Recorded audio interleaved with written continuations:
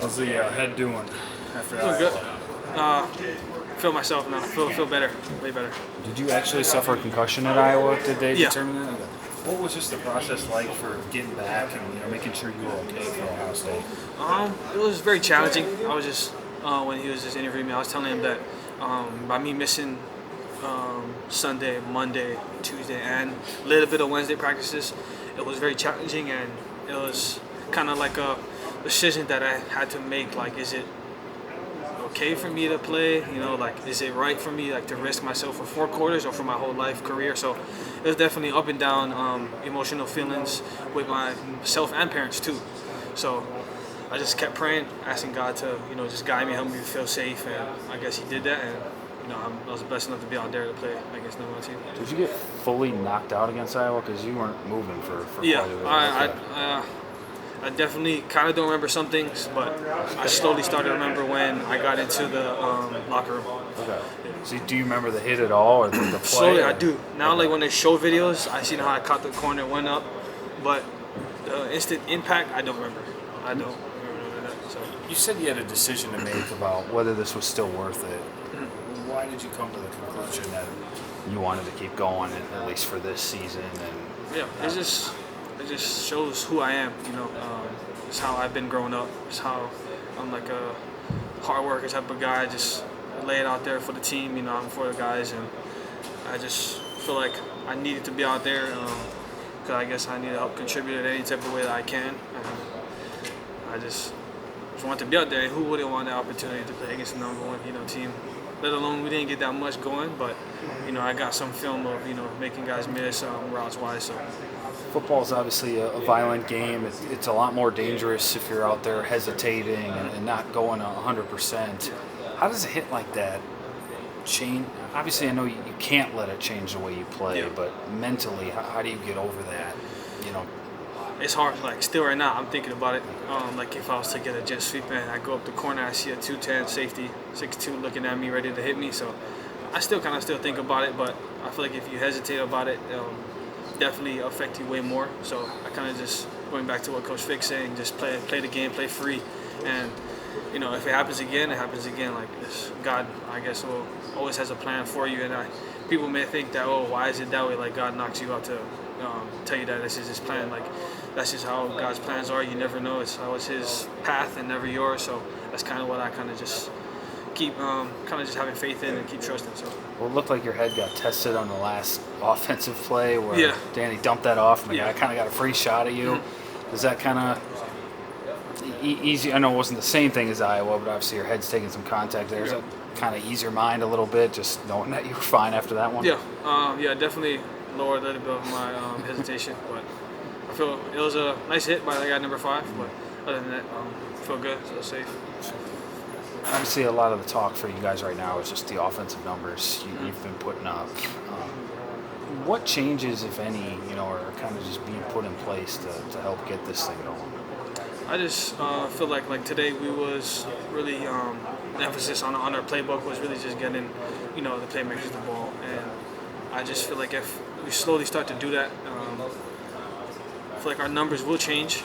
Just give us opportunities, like whether it's anybody that's in the game like that can make a play on a consistent basis, and I just feel like if we do that, I think our offense will be in a better place because we've been kind of limited to that a little bit.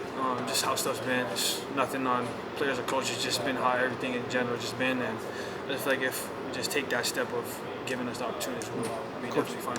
Coach Fickle was talking Monday where he basically said, it's hard to sell hope to the unit right now over the last couple games when they haven't really put anything on tape. Is that the hope in your opinion, just getting the ball to the playmakers, especially guys maybe like you and Vinny who have shown you can do it in the past? You can go back to previous years and say, this is what we're capable of. Just force feed us the ball and let us get out of this rut. Yeah, I feel like that's any type of college football player that's their hope of always getting the ball every game and getting the opportunity to go against number 1 or number 8 team Oregon.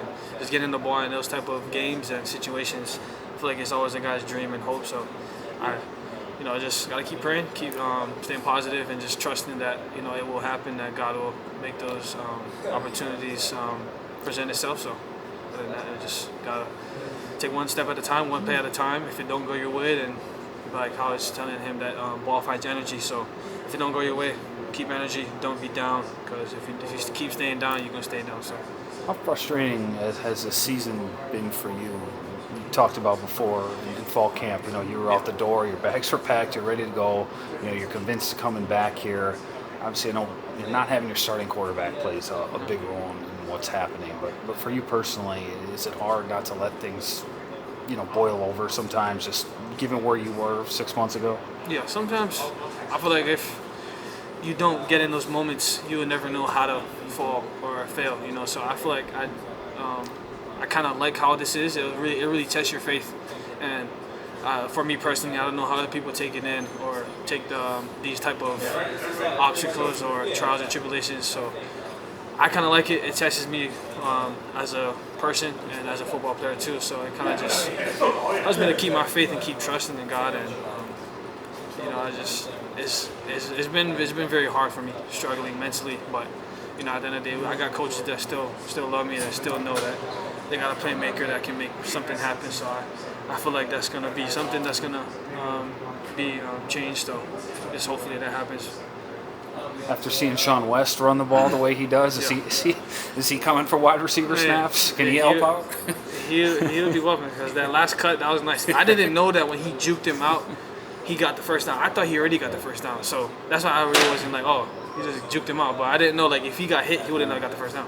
Until I seen it, I was like, oh, that was a pretty nice move. So yeah, I know we could get some reps. You guys were down quite big at that time, but it looked like the sideline got a lot of energy from that. Is that safe to say? That was a nice jolt for you, and something you guys need at this time. I feel like that's everything. Like, we always need energy in any type of way, like some type of spark for making a play. Like, if it's like how you saying Sean making a play like that, we just need some type of spark that just makes a play. It's kind of crazy. More along the lines of just what you're dealing with personally. You came from Bishop Gorman. I don't have your box score numbers off the top of my head, but I'm guessing a bad night for that program is probably like 21, 24 points. Yeah. Have you ever dealt with anything like this that you're going through right now in your high school career? Anything you can lean back on?